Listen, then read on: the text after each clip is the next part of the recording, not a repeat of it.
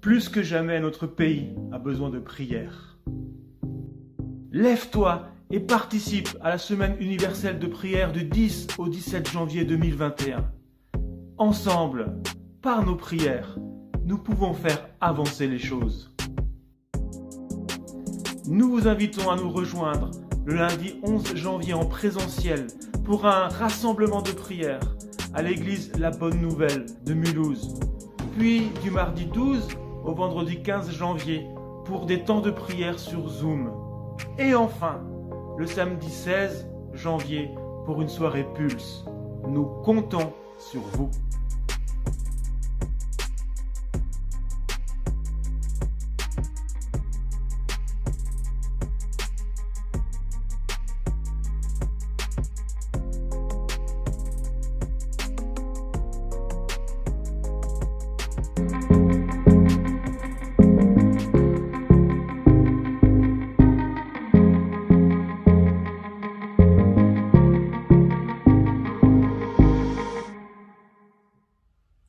Bonsoir, chers amis du CNEF Mulhouse.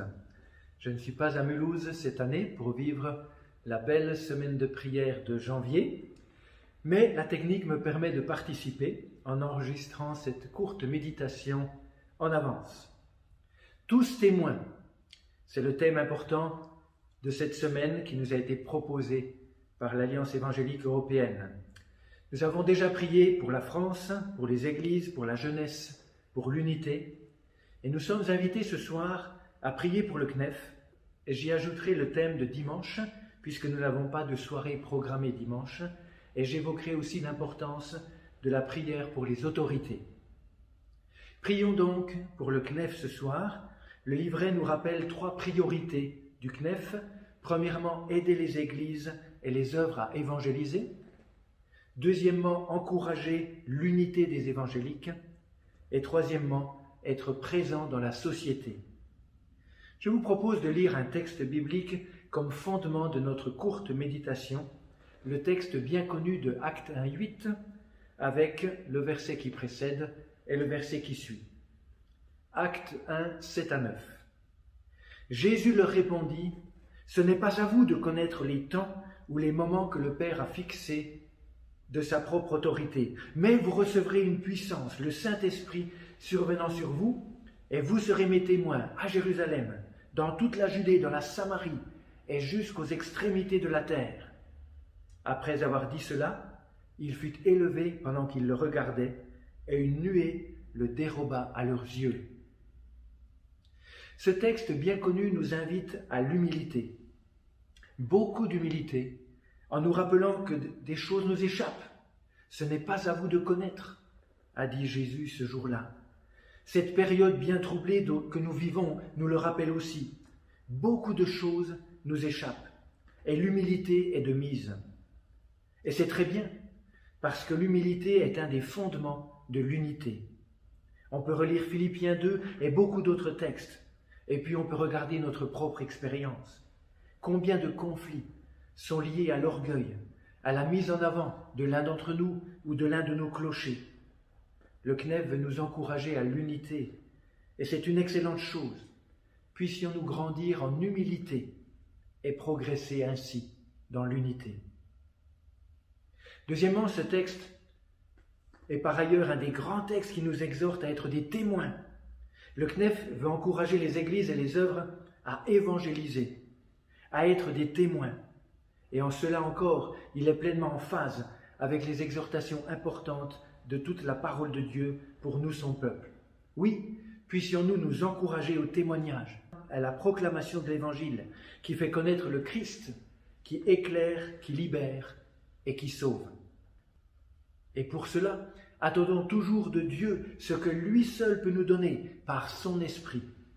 Ne croyons jamais pouvoir l'honorer, le servir et accomplir la grande mission qu'il nous confie par nos propres forces et par notre organisation, si bonne soit-elle, et même si nous progressons dans beaucoup de domaines, même quand tout sera au top, nous ne pouvons rien faire sans son esprit. Ce n'est que par lui et par son esprit que nous pourrons aller de l'avant. Rappelons-nous cela constamment et regardons à Jésus-Christ quotidiennement. Et enfin, ce texte nous exhorte à aller dans le monde entier.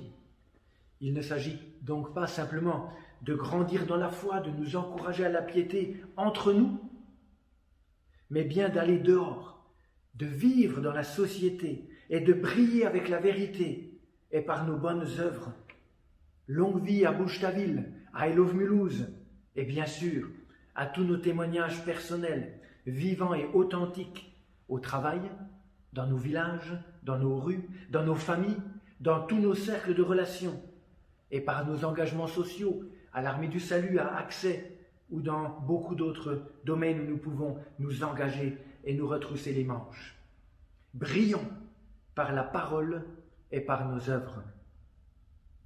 J'ajoute à ces 3 exhortations principales un mot pour nous encourager encore à prier pour nos autorités, pour nos relations avec elles en tant que CNEF national et CNEF local, et pour nos relations en tant qu'Église et nos relations personnelles. Prions aussi pour le SPP, le service pastoral auprès des parlementaires. Beaucoup d'entre vous se souviennent de Thierry Le Gall, qui était avec nous au Parc Expo pour le grand culte en commun de 2016. Prions pour lui, pour son ministère, et prions pour tous ceux qui ont accès à nos autorités, à nos parlementaires. Oui, nous voulons être de ceux qui portent dans la prière et qui ont à cœur le témoignage auprès des autorités. Vous pouvez relire les pages 14 à 17 du livret de prière de cette année pour cela, et tout simplement nous encourager les uns les autres à prier pour les autorités et pour ceux d'entre nous qui sont en contact avec elles.